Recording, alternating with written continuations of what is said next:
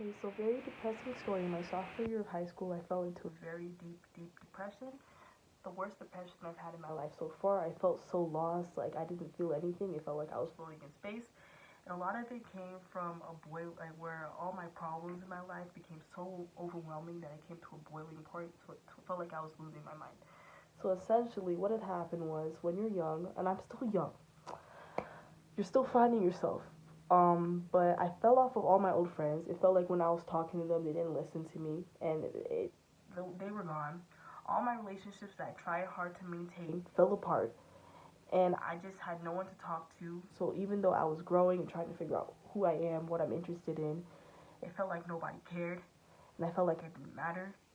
So I just started to lose myself, and part of it was because I I had a defense mechanism where I would repress negative feelings. So if I felt alone, if I felt guilty, if I felt stressed, especially with school, because I didn't know how to deal with that at the time.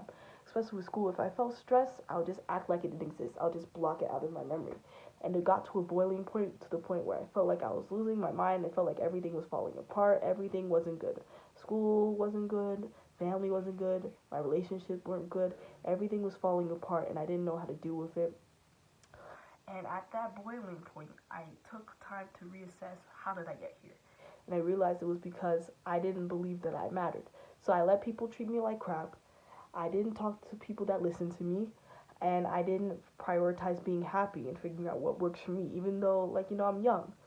I'm supposed to figure that stuff out. So once I started making those changes and only letting people in my life that respect me and starting to respect myself, even though I wasn't perfect and I was still young and still figuring out what I wanted to do.